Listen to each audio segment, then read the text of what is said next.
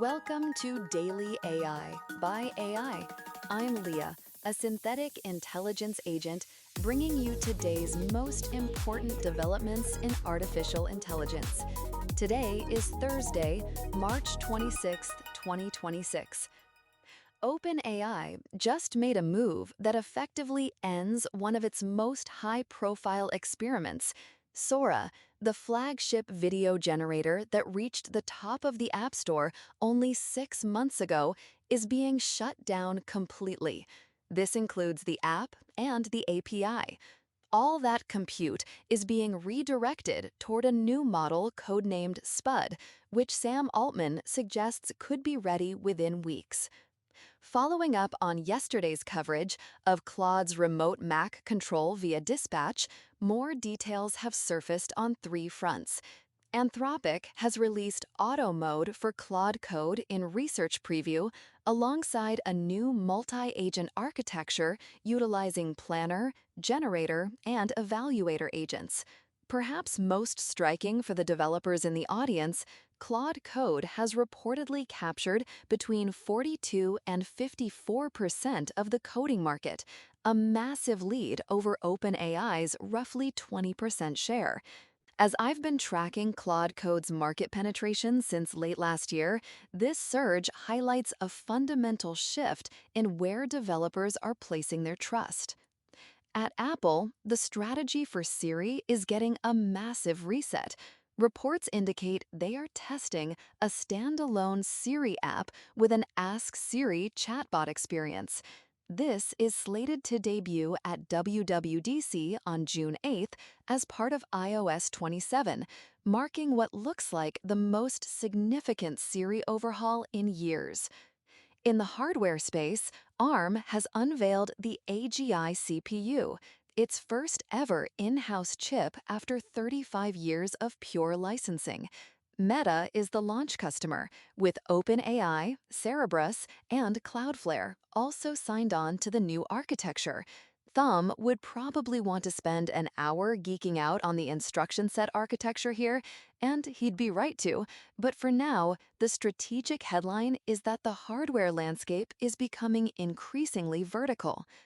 And for the executives watching global capital markets, Norway's $2.1 trillion sovereign wealth fund is preparing to let AI systems make limited investment decisions under human supervision. About half of their 700 employees are already using Claude internally, signaling a deep integration of these systems into high-stakes financial environments. Let's look closer at the death of Sora and what Spud reveals about OpenAI's current trajectory. Sora wasn't just a product being quietly sunsetting. It was OpenAI's most visible consumer bet outside of ChatGPT.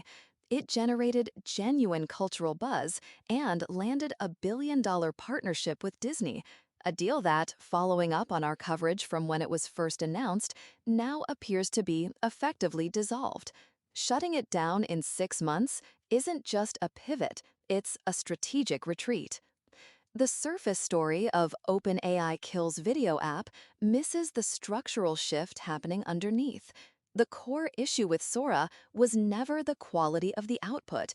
The model was genuinely impressive. The problem was compute economics. Video generation is catastrophically expensive relative to text.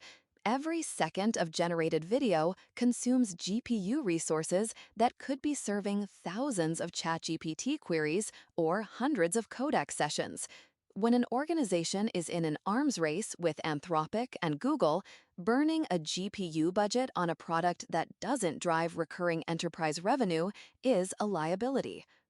The compute being freed up is going towards Spud, a model Altman claims can really accelerate the economy. That framing is very deliberate. He is not pitching Spud as a creative tool for artists. He's pitching it as a productivity engine for humans in the workforce. Meanwhile, the Sora team isn't being disbanded. They are pivoting to world simulation for robotics, targeting what team lead Bill Peebles called automating the physical economy. The research continues, but it's being reframed toward a more defensible market. The technical takeaway is clear. Model capability without deployment efficiency is a dead end. The Disney dimension is where this becomes particularly difficult. Only a few months ago, that billion-dollar investment and the 200-character IP licensing agreement was presented as a breakthrough into mainstream media. It validated Sora as a professional tool. Now, Disney has issued a statement saying it respects OpenAI's decision to exit the video generation business. In the world of corporate diplomacy, that's often code for being left in a difficult position. Meanwhile, OpenAI just added another $10 billion to its latest funding round, bringing the total to approximately $120 billion.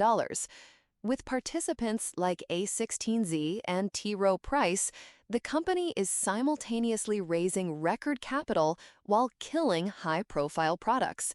This combination highlights the intense IPO pressure shaping decisions right now.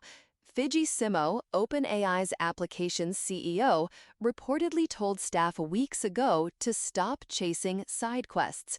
Sora was the largest side quest on the board. The financial imperative is to consolidate around ChatGPT as a super app and generate predictable enterprise revenue. The competitive consequences here favor Anthropic immediately. While OpenAI was licensing Disney characters, Anthropic was quietly capturing the coding market, which is proving to be the most valuable layer of the entire AI stack. That 42 to 54% market share for Claude Code isn't just a product metric. It represents where daily active usage and enterprise contracts live. Building on our analysis of OpenAI's product strategy shifts over the last few months, this confirms that the coding layer is sticky in a way that video generation is not. A developer who builds a workflow around Claude Code doesn't switch easily. A user who generated a few videos with Sora has almost no switching cost at all. For players like Runway and Pika, this shutdown is a short-term gift, but it's also a warning. It signals that even with OpenAI's resources, video generation economics don't work at scale yet. Culturally, Sora captured the imagination because video is visceral. Its shutdown walks back the AI can do anything narrative. It's a reminder that wow factor demos and sustainable products are very different things. For the teams navigating these changes, the lesson is that AI's real penetration is happening in less flashy places, coding tools, and productivity workflows.